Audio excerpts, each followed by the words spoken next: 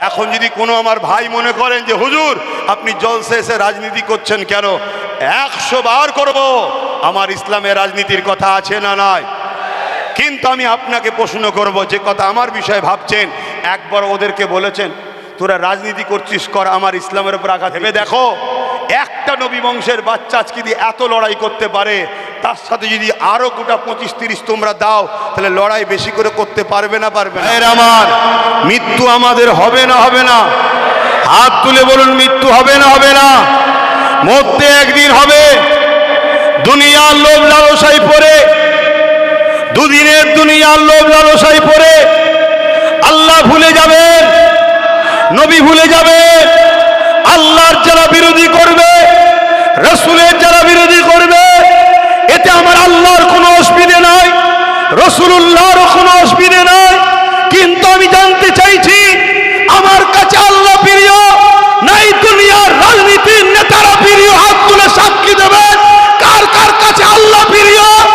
তাহলে আমাদেরকে যদি আল্লাহ পরীক্ষা নেয়, আল্লাহর জন্য, নবীর জন্য, দুনিয়ার জালিম যত শক্তিশালী হোক না কেন, তার বিরুদ্ধে লড়াই করে রক্ত রাখলে রক্ত, জীবন লাগলে জীবন দিও, আমরা প্রমাণ করে দেব আমরা আল্লাহ রাসূল ছাড়া দ্বিতীয় কাউকে চিনি না। ঠিক না বেটা?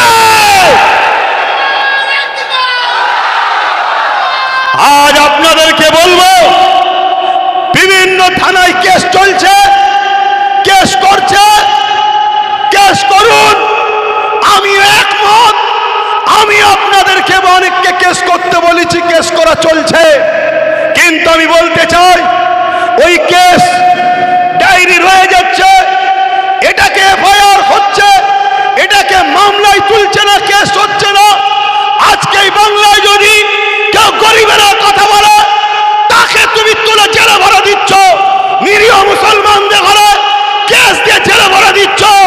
আর আজকে আমার ইসলামের বিরুদ্ধে এই ভাটপাড়ার মানবরূপী পশুটা যখন বলল ইসলামে নাকি রেপ করা নিষেধ নয়, রেপ করা খারাপ নয়, এর বিরুদ্ধে মামলা হওয়ার পরও শাসক কেন, রাজ্য সরকার কেন একে জেলে ভরছে না? এর কৈফিয়ত নেওয়ার দরকার আছে না? হাত তুলে বলুন, আছে না? তাহলে হাত তুলে রাখো।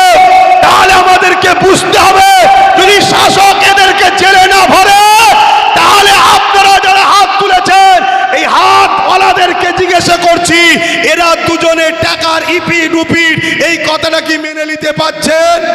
মেনে নিতে পারছেন? হাত নামান। আজকে পূর্ব মেদিনীপুরে দিন রাত ধরে একজন বিষ ছড়াচ্ছে মুসলমানদের বিরুদ্ধে, ইসলামের বিরুদ্ধে বিষ ছড়াচ্ছে না ছড়াইনে? তাকে জেলে ভরা দরকার আছে না নাই? তাকে জেলে না ভরে সরকার তাকে পুলিশ দিয়ে পাহারা দিয়ে বক্তব্য দিতে নিয়ে যাচ্ছে। কেন? তুই যা, তুই মুসলমানদের গাল দে, জিহাদি বল, রোহিঙ্গা বল, আমাকেও গাল দে। আরে যারা জালিম হয়, লোটে যারা মানুষকে, তাদের আর গাল খাওয়ার সাথে কি আছে? তুই যত গাল দিবি মুসলমান তত আমাকে ভয় করবে, তোকে ভয় করবে, করে আমার কোলে থাকবে। এই সেটিংটা মাথায় ঢুকছে না? ঢোকে নে? বোঝো, আল্লাহর হস্তে বোঝো। তোমরা সাথ দাও আমার, তোমার নবীর বংশের আওলাদ বলে যাচ্ছি। এই জমিনের ওপরে সামান্য চুনোপুটা কোন নেতার বিরুদ্ধে কথা হলে পুলিশ এসে লোককে তুলে নিয়ে চলে যাচ্ছে। আর আমার ইসলামের ওপরে আঘাত দিল, পুলিশ তুলছে কি? কেন তুলছে না? আমাদের হাতে রাজ পাওয়ার নেই তাই। অতএব বোঝো, আল্লাহর কথা দিনের জন্য, রাসূলুল্লাহ দিনের জন্য যদি তোমরা সংগঠিত না হও, আমার আল্লাহ সূরা বাকারার মধ্যে জানাচ্ছে, আমারও আমার হাবিবকে ছেড়ে যাদের হয়ে থাকবি আমি আল্লাহ, তাদের হাতে তোদেরকে মিটাবো। আজকে মিটাচ্ছে না? মিটাইনি। চাকরি নেই, কারবার নেই, খেতে পাচ্ছে না, অশান্তি, কেস, মারপিট, খুনোখুনি। আবার এখন ভয়, থাকবো না ক্যাম্পে যাব? কথা মাথায় ঢুকছে? এই জায়গা থেকে আব্বাসকে যদি বিশ্বাস করো, বিশ্বাস করো, সত্যি করে বলো বিশ্বাস করো, এই সত্যি করে বলো বিশ্বাস করো। যদি বিশ্বাস করো তাহলে আজ এখান থেকে শপথ নাও, যা ভুল হয়েছে হয়েছে। মানুষের বাচ্চা আজকে যদি এত লড়াই করতে পারে, তার সাথে যদি আরো গোটা 25-30 তোমরা দাও, তাহলে লড়াই বেশি করে করতে পারবে না পারবে না? মাথায় বোঝো। এখন যদি কোনো আমার ভাই মনে করেন যে হুজুর আপনি জলসে এসে রাজনীতি করছেন কেন, 100 বার করব আমার ইসলামের রাজনীতির কথা আছে না নাই, কিন্তু আমি আপনাকে প্রশ্ন করব, যে কথা আমার বিষয়ে ভাবছেন, একবার ওদেরকে বলেছেন তোরা রাজনীতি করছিস কর, আমার ইসলামের উপর আঘাত দিচ্ছিস কেন? তোরা রাজনীতি করছিস কর, আল্লাহ দাবি করলি কেন? তোরা রাজনীতি করছিস কর, কোরআন শেষ হয়ে যাবে বললি কেন? তোরা রাজনীতি করছিস কর, মাদ্রাসা কোনো বোল্ডুজাতে ভাঙছিস কেন? একবারও জিজ্ঞেস করেছেন? তাহলে জানতে হবে আপনি মুনাফেক। আপনি যদি ওখানেও বিরোধী করতেন, আমারও বিরোধী করতেন, তাহলে মানাতো। শুনছেন না শোনেন নে? যখন আপনি আমার ঘরে ঢুকে যাবেন, ঢুকে গিয়ে আমার ইসলামে হাত দিতে যাবেন, তখন মসজিদ থেকে দাঁড়িয়েও, মাদ্রাসা থেকে দাঁড়িয়েও, খানকা থেকে দাঁড়িয়েও, সব জায়গা থেকে এলান করা দরকার যে শাসক জালিম, কেন্দ্রের শাসক হলো প্রকাশ্য ইসলামের দুশ্মন, আর রাজ্যের শাসক হলো বন্ধু সেজে ইসলামের দুশ্মন। আমার কথায় একমত করা হাত তুলে দেখাবেন। আমি জোর করলাম? হ্যাঁ জোর করেছি, জোর করেছি। তাই ইসলামের দুশ্মন যখন মেনে নিচ্ছেন, ইসলামের দুশ্মনকে সাপোর্ট করে ইসলামের বিরোধী শক্তি তৈরি করে আপনি জান্নাত যাবার শখ করছেন, আপনি মুসলমান থাকার শখ করছেন। কথা শুনছেন না শোনেন নে?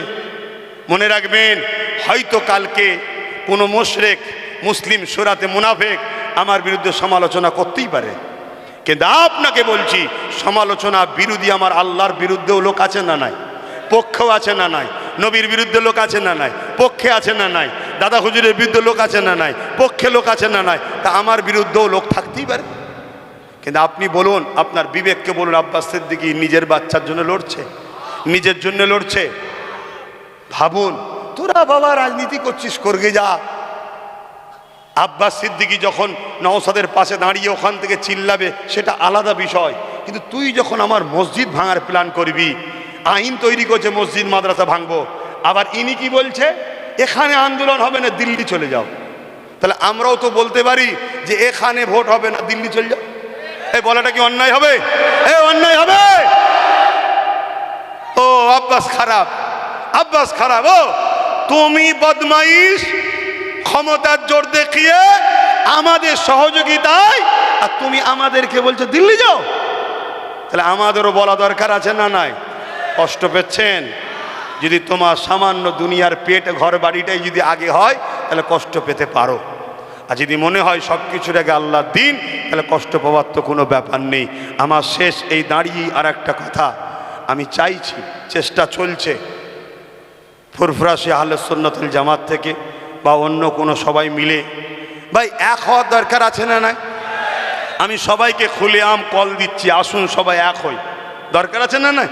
কেন এখন আমাদের মসজিদ মাদ্রাসা, ইসলাম, কোরআন, রসুল, আল্লাহর উপরে আঘাত এসছে। জানি আমার আল্লাহরও কিছু হবে না, ইসলামেরও কিছু হবে না, কোরআনেরও, কিন্তু আমরা যে ভালোবাসি ইজহার করা দরকার আছে না নাই? আচ্ছা ধরুন আপনি আর দু ভাই দাঁড়িয়ে আছেন, জন ছেলে বাপের সামনে, আর একজন পাড়ার লোক এসে বলল এই তোর বাপ তো কানা, হয়তো কানা নয়। এখন আপনি যদি বলেন যে এখন আপনি চুপ করে থাকলেন দু ভাই, তখন আপনার আব্বা মনে দুঃখ করবে না করবে না? যারা তোর সামনে কানা বলল তুই কিছু বলিনি, এখন আপনি বললেন ও আব্বা ও কানা বলেছে তো কি হয়েছে, আপনি কি আর কানা? এইটা কি কথা হলো? বাপ একটা মনে দুঃখ করবে না করবে না? আমার আল্লাহ এটা তো পরীক্ষা নিচ্ছে যে দেখি আমার বান্দা কি করে, আমাকে যে ভালোবাসে বলে কমসে কম ওরা একটু বিরোধী আওয়াজ তুলো, যা জালিমদের পক্ষ থেকে সরে যায় নাকি, এটাও তো দেখার পরীক্ষা হতে পারে। একটু মাথায় ঢোকাবেন আমার ভাইরা। এবার একটা শেষ কথা বলুন, আমার কথাতে, ভাষাতে, ব্যবহারে, আখলাকে আল্লাহ দেখছে, কিন্তু একদম দিল থেকে সাক্ষী দেবেন আমি কিছু ভুল করছি। যারা বলছেন ভুল করছি না, হাত তুলে সাক্ষী দেন ভুল করছি, ভুল করছি।